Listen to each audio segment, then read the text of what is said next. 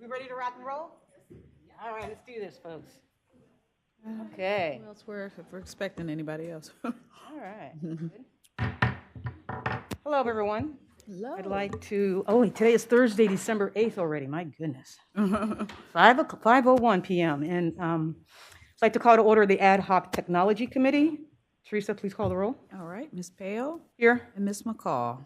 Here. We have 2 committee members present. Great. Thank you so much. Today we're going to hear from Mr. Michael Lively today on Easy Fare update and other IT projects. So, thanks, Mike. Great. Good afternoon, everyone. It's always a pleasure to come before the committee, anyone that's watching or in the public, to talk about technology here at RTA. And so today we'll change it up a little bit. We'll give a recap of Easy Fare, so the new mobile payment app.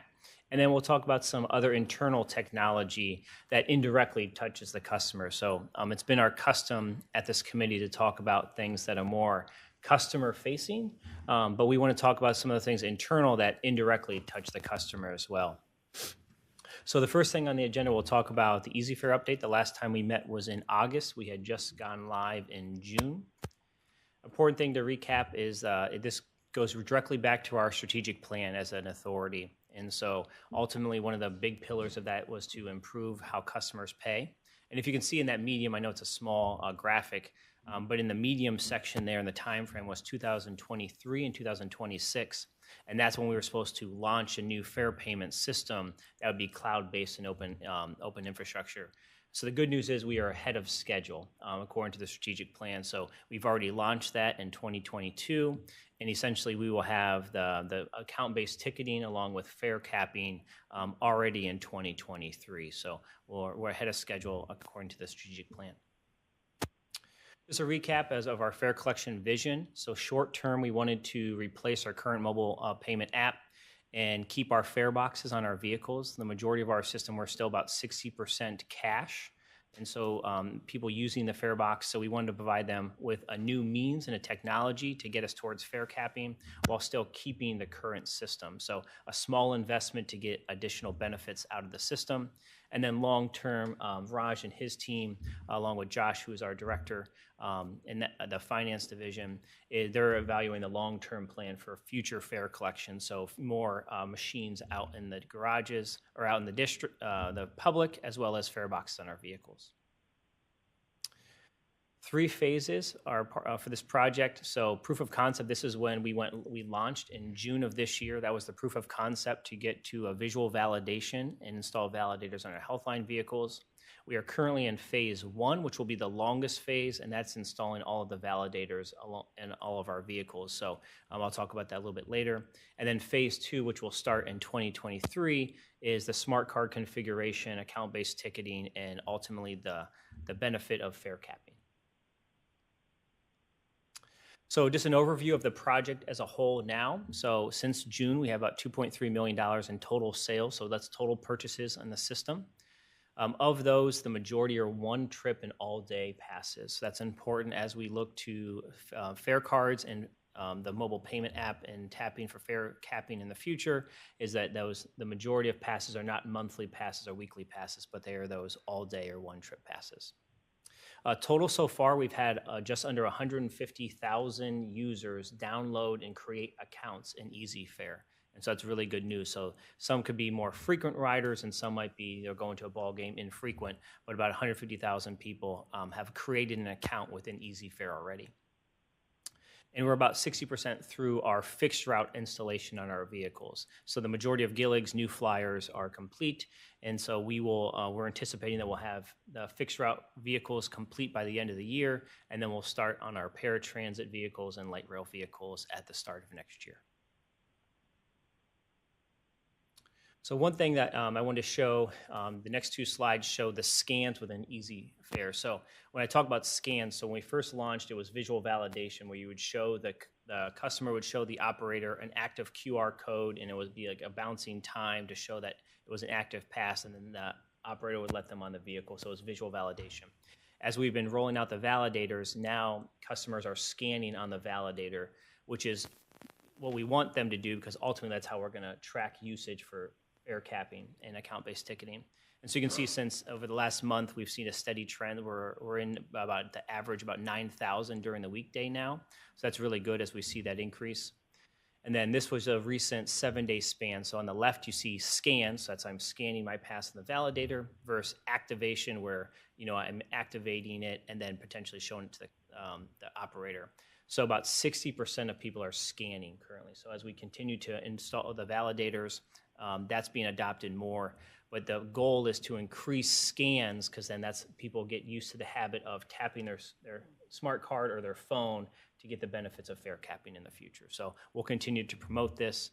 We were talking earlier, we're rolling out some new videos as well, so continuing to educate the public on how to use the validators.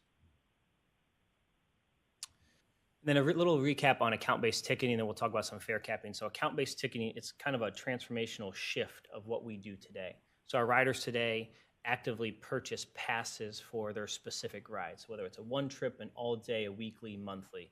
They're buying an actual pass. When you get to account-based ticketing, it is more focused on just you pay as you go. So you have money in your account, and then as you just tap, it tracks and you pay as you go. So you don't physically have to buy an all-day pass or a monthly pass anymore. You just have money in your account, and then it tracks you as you go. And so you'll hear us talk about tokens. So tokens is your means of paying. So that could be your phone, that could be a smart card, that could be a UPass card through a university, or maybe a card that your job gives you. So that is your token. And so ultimately it's just a stored wallet within the system. And we're the biggest piece for our public is the communication of physical passes to account-based. I have this money in this account, whether it's a smart card or whether it's a smartphone, and that's how I pay. So I have two examples of how fare capping work through account-based ticketing. And so if you just follow me from left to right, I'll just talk through it. So in this example, you have a rider that would tap their token. So it could be a smart card, it could be a phone. And they take a one-trip ride, which is $250. So they didn't buy any specific fare. They just have money in their account and they're tapping. That's a $250 ride at 7 a.m. They tap again at 8 a.m. That's within the 2.5-hour transfer window that RTA provides, and so it doesn't charge you anything. So you're within that transfer period and you transfer free. You would still tap, and the system knows I charge you nothing. It was a transfer. At noon, you go back out. You tap again. That's another $250. So that's $5 total for the day. And then later in the afternoon, you tap to go home, wherever you may be going, and the system has capped you at $5. So you would not pay, even though you're outside the transfer window, you would not pay another $250. You stop at $5. So current state, the same rider in today's scenario, had they not bought an all-day pass, would have spent $750. So they would actually spent more than what an all-day pass was. Future state, they would be capped at $5. No customer will ever pay more than that during their daily trip. And then I also provide an example for a weekly pass. And so this is, if the person was capped at a 5-day ride each day. So in this scenario too, I'm looking kind of future state and current state at the same time because they could have been spending $750 or more on a given day. So you can see they ride Sunday through Thursday. They've spent $25, which is the current price of our weekly pass, and then from there they would be capped. So any additional rides once they've reached that $25 limit, it's capped there. So current state, they could have paid more than $5 in a day, and they could have paid more than $25 in a week. A future state would be they would never spend more than $5 in a day or $25 in a week. And then you expand this to monthly as well. And so important thing to note too, so it continues to track. So even in a day or a week, if I ride 30 times in a 2-week span, every time I tap, it's tracking that, and it's giving me credit towards that monthly pass. And so even though you may potentially capped on a weekly basis, every time you ride, it's still working towards your monthly pass as well. And so you're not, essentially, it doesn't negatively impact you the more you ride, even though you capped in a week. And so you could essentially cap on a monthly fare pass pretty quick, depending on how frequently you ride the system. Any questions on fare cap? Yes. Just really quick, just a comment more than a question. So, Mike, I think you did a really good job of just kind of breaking it down and being able to see the differences. I just wanted to maybe open it up for a quick discussion and just feedback from the two of you as board members. This is all in conceptual phase, right? Because we've got to be able to think through, we've got to come to the board with the proposed plan, but being able to really kind of put it out on the table, I think is timely, because we will hopefully be able to come to all of those different time points in early 2023. And so it's interesting because when you think about this, I'm sure the financial folks and financial brains in the room kind of cringe a little bit, because the idea is that we might be losing revenue, right? For that person, say that $2.50, I think it was, or $2 between the 5 and 7, that you had. The idea nationally of this fare capping is that the benefit of the additional ridership outweighs the potential of revenue loss.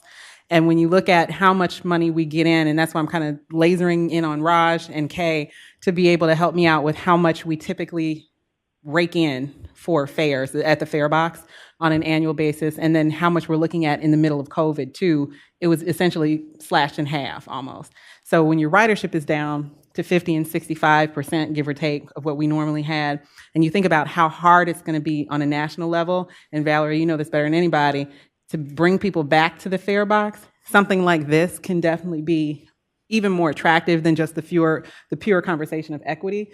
I think it's also bringing people back and understanding that we're valuing people's dollars and cents, and thinking about that individual who may only be able to pay $2.50 at a time.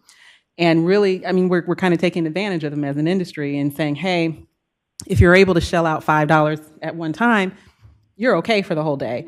But if you're in a situation where you can get $2.50 here, $2.50 there, and really I think it applies to more of the monthly kind of thing, then we're just kind of pulling in your money, and probably that's our customer who's in the most need economically. So I think it does double duty where you talk about the equity piece, but then it also, I want to make sure that we have a little bit of a conversation, if we can, on the pure numbers and sense of it all when it gets down into the potential ridership that it could build for us, and also the potential revenue loss that we would be looking at, but looking at the pros and cons of it. So I don't want to preempt the board meeting, but, you know.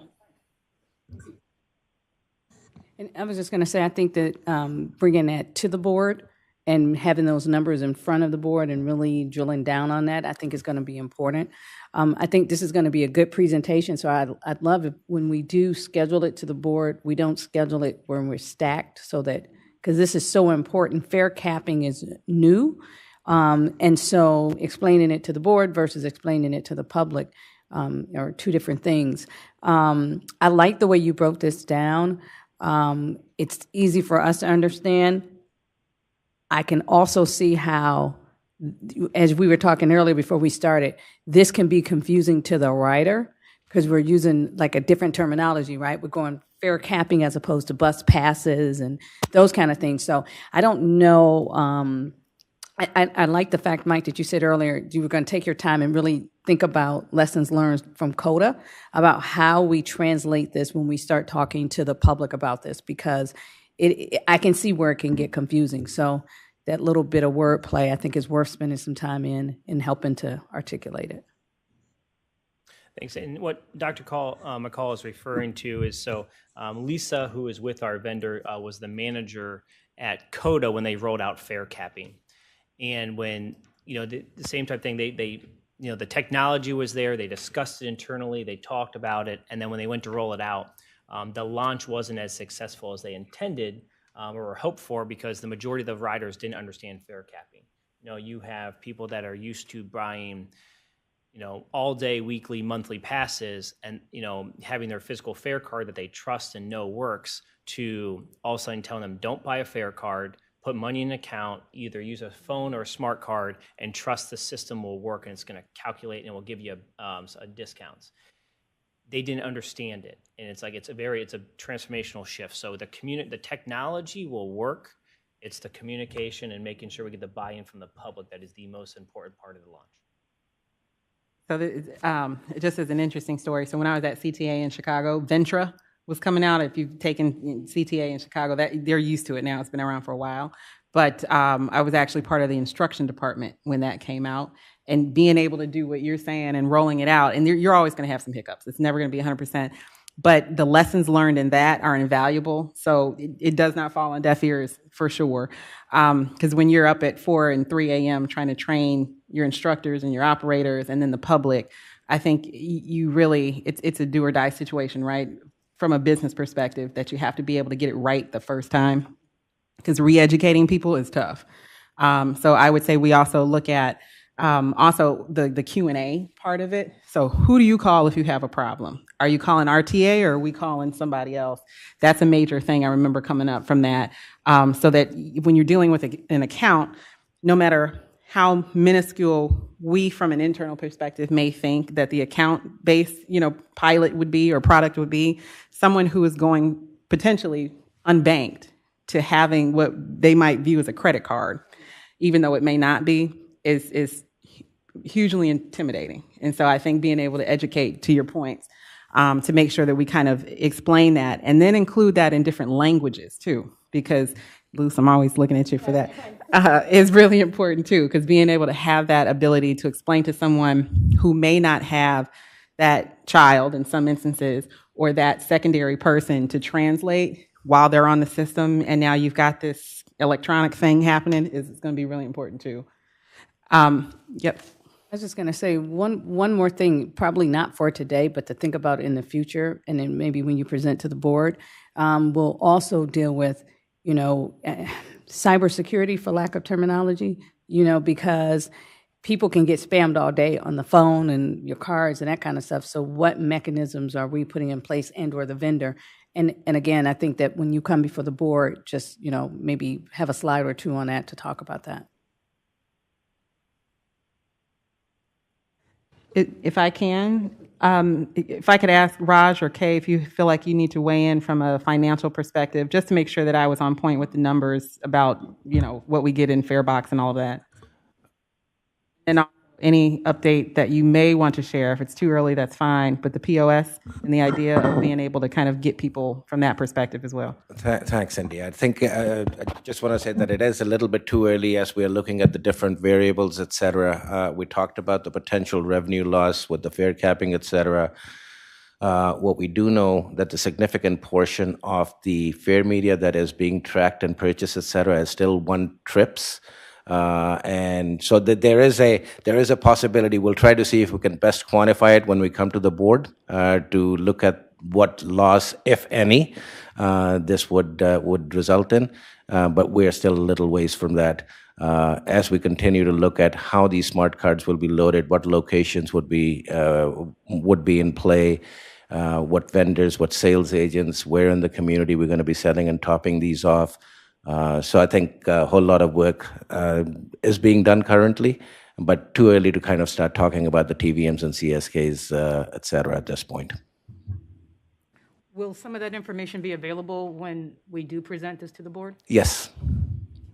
if it's at the pleasure of the board and the chair of this committee, I would recommend that we kind of test you out a little bit, if that's okay, and maybe talk about the high level points when we get to that point in the road, and be able to talk through some of that in this committee, even before we approach the board with the full on documentation, because I think you're kind of becoming subject matter experts in it.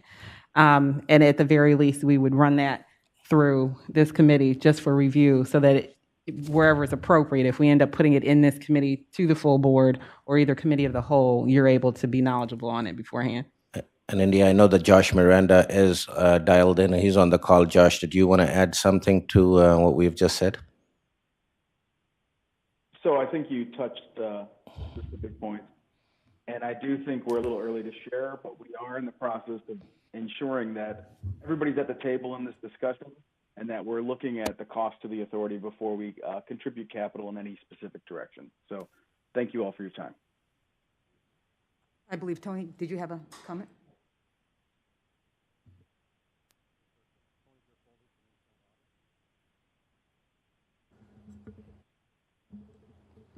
Tony Garofoli from Internal Audit. I just wanted to say that Mike Lively has included internal audit in the planning and rollout. So we've conducted some full-scale in-the-field testing of the app. Next week, in fact, our IT auditor, Andrew Scott, is here as well. We are planning some more field testing where we're acting as the customer. We're trying out each of the different types of passes, using the validator, making sure it decrements properly, making sure that the expired tickets don't work, the electronic tickets don't work, those kinds of things. So fully testing the application. Fantastic. Thank you for that add.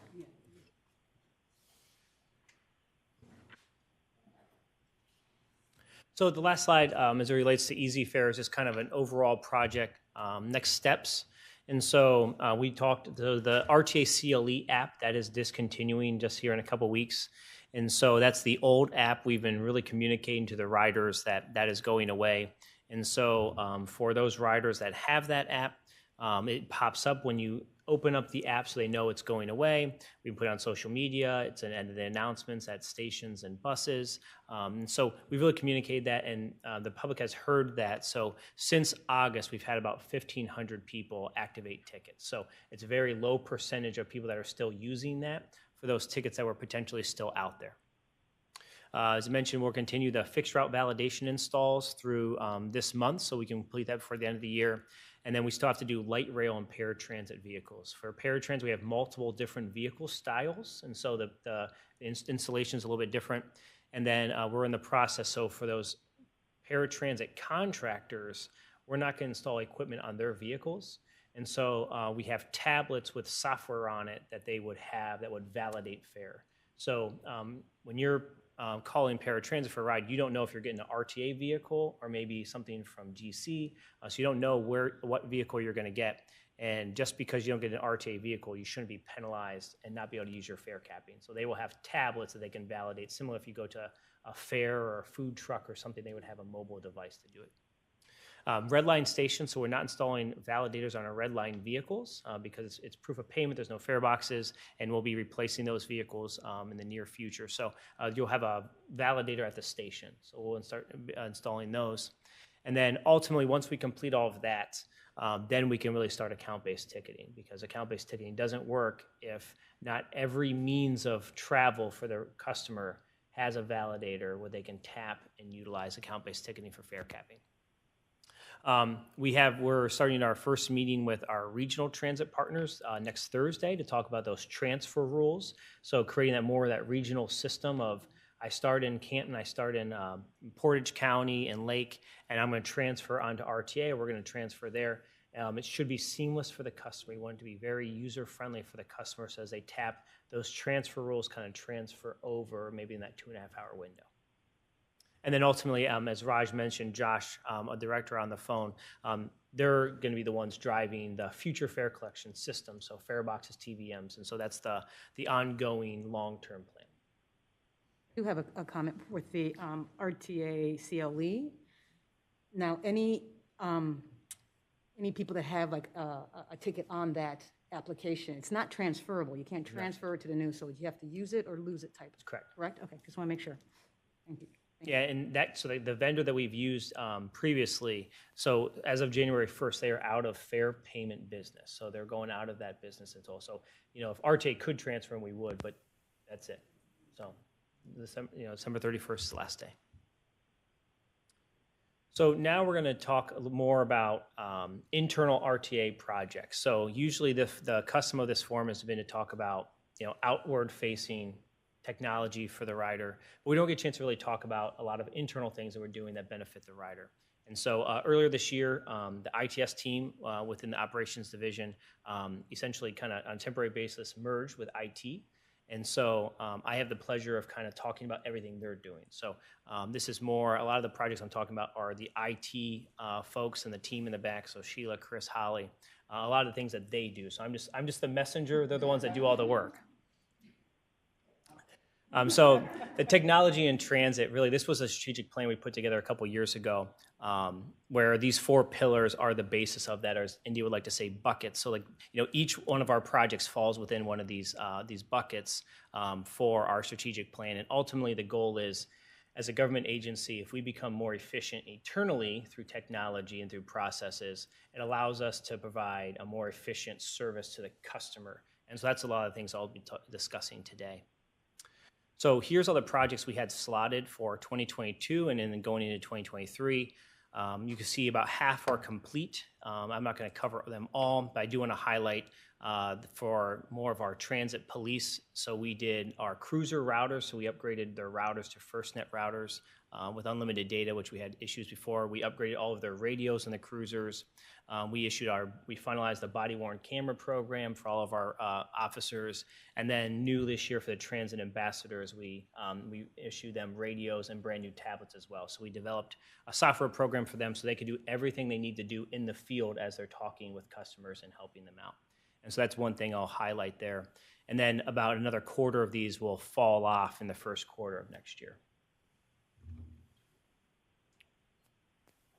So the first thing is, from a technology standpoint, we constantly want to be refreshing our devices, our endpoints. And so this year, we issued 145 new laptops, 55 desktops, and we'll continue that cycle moving forward. We never want someone to have an old computer, an old PC. Not only is it less efficient for them, but it also creates more security issues for us as we're not being able to keep up with getting like Windows 7 out of. And then one thing we're looking at doing next year is creating profiles where, based on your job description of what you do, that's the type of device you get. So if you're a mobile person, you're out at the districts, a PC is not going to suit you. Maybe a laptop doesn't suit you. More of a Surface-type tablet device would be beneficial. And so ensuring that we give the right device to the right people.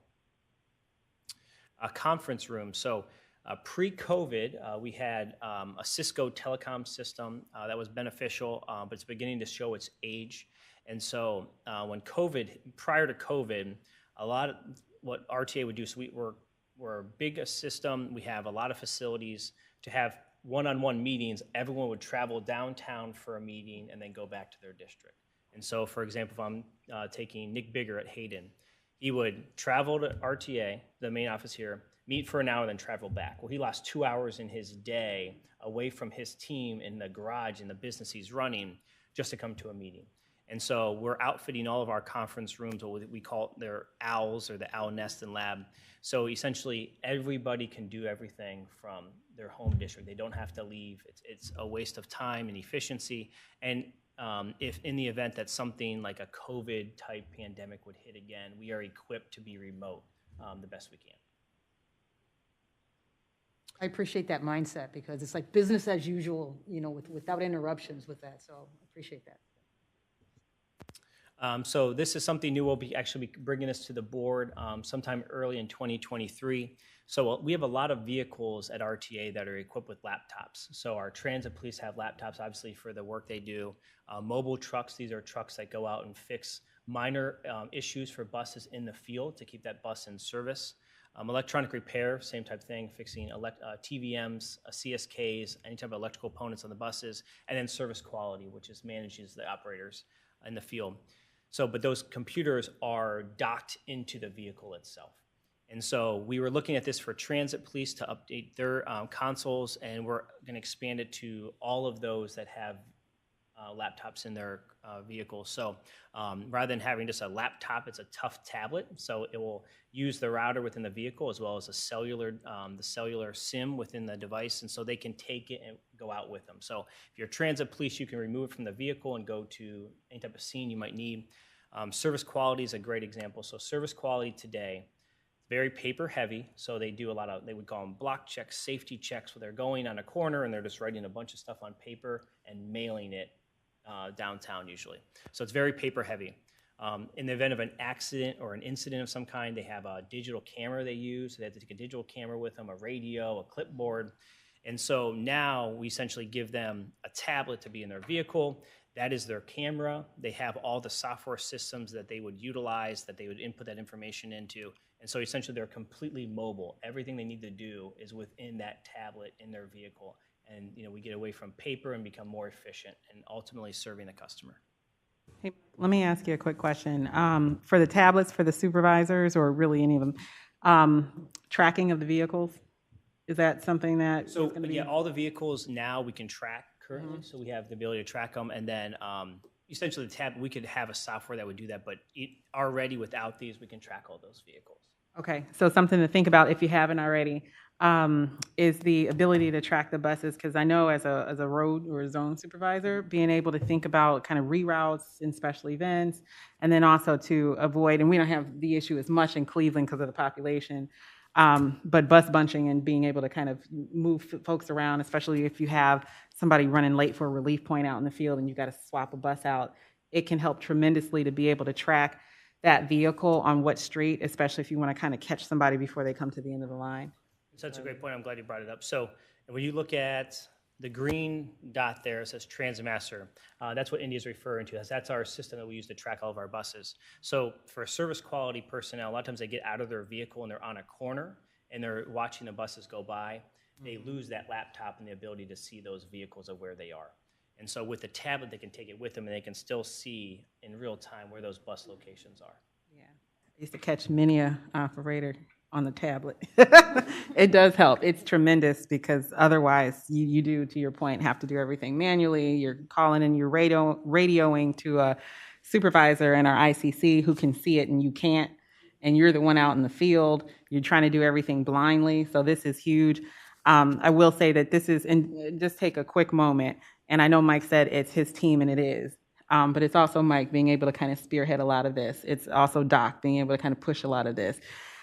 This technology just goes to show how far behind we really were, because, I mean, this is something that has been around for a while, but it's still being used, right? So we're not behind in putting it out there. I'm not saying that, but I use this technology way when I was doing supervision in the field. So this has been around for a little bit. I think it's the tech, and correct me if I'm wrong, I think it's the technology that's loaded onto the actual tablets that keeps us ahead of the curve. Not so much the tablets. We need that here to be able to get to in the game.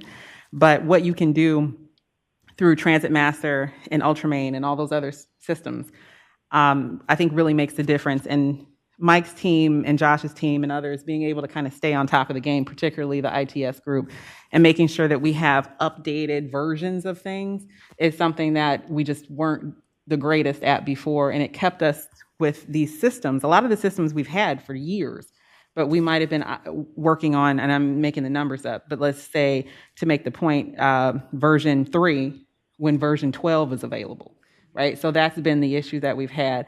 But I can tell you from firsthand experience as a manager of supervision that this works. Yeah. I do have a question. Do any of these systems, I'm not familiar with these systems, but do they integrate in any which way, or is there any reason for them to integrate? So and to India's point, as we've been upgrading those systems, it allows for the integration to take place. So if you had maybe, so like Transit Master is a newer system, but say Ultramain, I'll talk about that in a little bit. That's our maintenance system that we maintain all of our vehicles in. One's new, one's old. That integration really can't happen because they're just they're too far. As we're upgrading those systems, those integrations, whether it be an API or just a general interface, allows that data to transmit through. And to India's point, so I know we talk about like innovation a lot, where as RTA, we don't really innovate anything. So we can innovate processes, but essentially our job is we purchase technology and we implement it and manage it well. That is our job. Facebook, Google, Amazon, they're the ones that are doing the innovation. We're just utilizing what they've innovated and using it here. That's ultimately our goal here. And the integration and APIs are done in-house? So usually a lot of the vendors do it. We do have some programmers in-house, but usually it's the two vendors or the technology that make that. We just kind of guide the process. If I can just really quickly, so I'm going to take this moment just to put a plug in for our, I don't know if I'm scanning the room real quick, but I'm seeing Mike Shipper, George, legal. So there's Tony, IA. So there's a few folks in here that have been instrumental in sort of the project management sector as far as being able to retrain our folks. And when I say that, I think it's important for me to mention it here because of what Mike just mentioned about being able to utilize the systems that are out there really well and be able to control the contracts in a way where we're utilizing it to the fullest potential of what we paid for. And then also recognizing what's out there. And then Josh on the line as well. I think the split that we've done temporarily, which will not be temporary in so very long, is to be able to think about attacking IT from an operational perspective, a user perspective, and then attacking it from an internal kind of back of the house. And that's been the benefit, I think, of kind of splitting the baby a little bit and being able to focus a little bit more. So with Mike reporting directly to Doc in operations and Josh reporting directly to Raj in finance, which houses procurement, we're able to kind of be able to split it out a little bit, I think, and be able to, we debate it out when we need to, but be able to get to how we're managing these contracts. So to my original point, the folks that I mentioned in the beginning have been working diligently, and we actually are in, and might keep me honest, a beta test phase right now of an entire project management retraining for the entire administrative staff that has or touches any contract for RTA.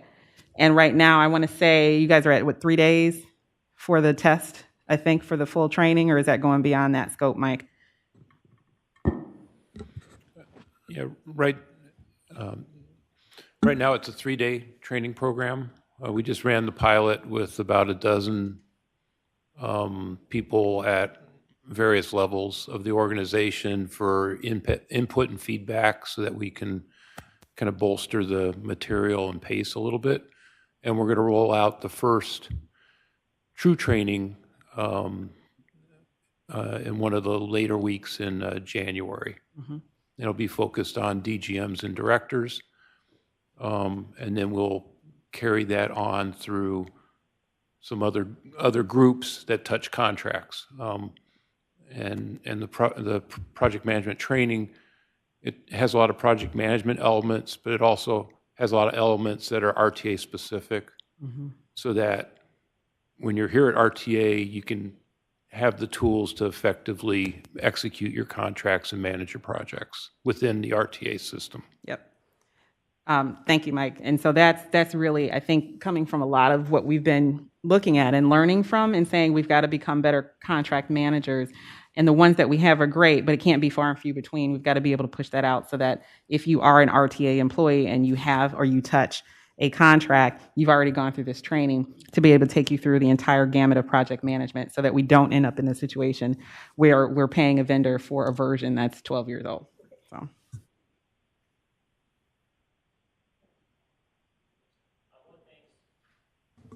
One thing, so I mean, as a government agency, we have a lot of approvals, a lot of forms, and so going to a paperless format, and not just a paperless format, but also a workflow. So Sheila, if you know, she runs all the equipment in here, and so this has really been her project that she's led, where we've digitized almost 40 forms into where it's a workflow. And so, for example, you see the network request form here. So this is something that we use in IT. So if someone's requesting a device, someone is requesting access to something, they would fill out this form. This used to be paper. And so they would fill it on a paper, kind of put it in interoffice mail it around. Different people would sign it, and then ultimately it would go to the IT department that would deploy it. parts wouldn't be filled out. There may not be proper signatures and approvals. So now you would essentially pre-fill your form, you put in your badge ID, it populates, and then it automatically flows through the workflow. So if I were to fill this out requesting something, it would automatically go to my direct boss, Dr. Caver. He would sign it, and then it goes to IT, and it's a cloud-based system. So it basically just works, it's a free-flowing system. So we've done this with a lot of forms, and so still knowing that we have to follow process as a government agency, but doing it in an efficient manner. So as RTA, the majority of our workforce, we have 2,100 employees, the majority of the workforce does not sit at a computer. And so it makes communication very difficult, and it always has been. So I've been at RTA for 15 years, and we've always talked about communication with our employees. So you're an operator that comes in briefly, and then you're on the street, or you're a mechanic, you're a hostler, you're a shelter cleaner. You may a lot of positions that are not in the in front of our computer for email. And so we've been installing TVs are relatively cheap nowadays. And so with a system we use called Screen Cloud and a Fire Stick, we can place TVs so you'll see them around the main office as well as the districts as another avenue to communicate with our public, our riding community. Tablets, I mentioned those before, but in addition to the vehicle tablets, like the tough tablets we were talking about, so electronic repair, our transit ambassadors, service management, they do a lot of field work. And so in the past, they'd go out, paper, fill things out, come back to their desk. And so now tablets are once again relatively cheap. We can create our own forms. And so they can go out and utilize those tablets and perform the work in the field to be more efficient. Network enhancements. So I know Chris is in the back again. So Chris is our manager of infrastructure, probably the smartest IT person you'll ever meet. But his team manages anything networked or infrastructure within the authority. Once again, complex system. Most people see the bus on the road. They don't realize we have multiple facilities, multiple rapid stations, all of these things that are connected and require a network. So anything that we do, whether it be a call box, rapid station, a signal, requires infrastructure to be attached to it. And so maintaining that in good working order is vital as we move forward. And so upgrading the firewall, upgrading our networks internally for Wi-Fi. We have the red line fiber that's coming through and some devices we'll use for that. And so it's a lot of work that we're doing to maintain the network for the communication with all of our facilities that ultimately allows us to talk to our riding public. And with that, also disaster recovery. So where we stand today, so we back up all of our files, we back up everything that we do on a day-to-day basis, but we have a lot of mission-critical systems that we utilize here at RTA to see where our buses are, to maintain all of our vehicles, maintain our financial systems. And so what we're looking at doing, and it will be coming to the board for potentially some things in the future as well, is we're going to start doing a full disaster recovery program. So we're going to start with a company up the road here on Euclid, right around our paratransit facility. We're going to start backing up files there and then transferring eligible systems there as well, so that in the event that something were to happen in the main office, we lose connectivity, there's a fire, a flood, we would still be operational without this facility. And then ultimately we'll be going to the Columbus SOC as well. And so we'll have another facility, a secondary site, 100 miles away as well. So in the event that something happened major in Cleveland, tornado, flood, major power outage, we would still be operational as authority because we'd be utilizing Columbus as well. So that's, may not be as flashy, but probably the most critical thing that we're talking about today. Go ahead. I was just curious that as you mentioned, there's a disaster here and at Blue Bridge can't manage. We have to go to SOC, Columbus. What's the time to uptime? Real time. Instant? Yeah, so it's instant. So that's we want to have it real time. Yeah. So maybe a few second lag, but essentially it's not hours to get it up. It's real time, dual systems running in multiple parts of the state. Okay, so they're running. Okay, excellent. Thank you. Just a couple more slides to talk about, once again, internal things we're doing. So we're coming up on snowplow season. And so last year we rolled out some GPS units for our snowplow specifically. So our weather in Cleveland lately the winters have been pretty mild, but when we get snow, we get 12 inches at a time. And it's created a lot of issues for both the city and for RTA as we're plowing and try to provide service. And so we've equipped all of our plows and now shelter cleaners, any really non-revenue service vehicle in this out has a GPS unit and it allows us to track and deploy them efficiently so we know where they are. It allows us to set up geofences so we know when they reach rapid stations or parking lots to plow. Shelter cleaners, we know where they are. So it's really a good management tool, especially as we come up on the winter season. And to India's point with some of the software systems, so 2 systems that we're upgrading that both will be complete in Q1 of next year. We have a maintenance software called Ultramain. So it's the biggest system we have. It has about 600 users in it, and it tracks all of our maintenance for every bus, every facility. It controls about $14 million worth of inventory and parts. And so we're upgrading that system to a modern platform with some additional benefits. And then we're going to a cloud-hosted system. So once again, for disaster recovery, we have, this is through AWS and Amazon Web Services. So we have one system on the East Coast, one system on the West Coast. And so once again, if something were to happen, we have a redundant system ready to go in real time. And last slide, same thing with our scheduling software. So every bus, train you see out in the field, it has schedule. And so we plan that, and it's got an operator that's planned to be on that route every day. And so this system tracks all of that. So it's probably one of the most important systems we have. And so it's what we do as a business. And so once again, cloud hosted allows us to efficiently run it, disaster recovery, and then also in the event of another COVID situation, we don't have to be in this building to operate these software systems. We could be from anywhere and still managing the system as we go forward. So with that, I'm take any questions. Does anyone have any questions from the committee? From the board, anyone? Okay. Thank you, Mike. Thank you for that lovely presentation. Let's see here. I don't believe that we have to do any type of, this is just for informational purposes only, correct? We don't have to vote on anything at this moment. Info only. Okay, perfect. Okay, public comments. Anyone in the room want to make a comment? Hi.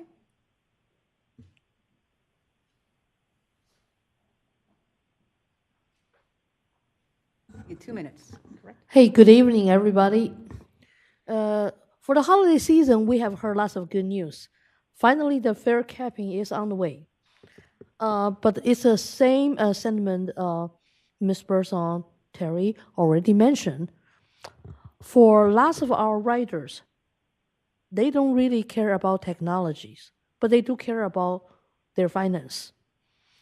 So for them to understand that GCRTA has been making the effort to watch out their wallet, that's definitely good news, right? However, since they don't want to be bothered with technology, they still worry about digital divide situation, or nowadays we know lots of scamming traps are over the internet. People get them through emails, text message, all that kind of thing. That can be from your Section 8 vouchers all the way to your mortgage, everything like that. So some people are very skeptical when they find out they have to register with email, with their name, with their information. They think that's too much.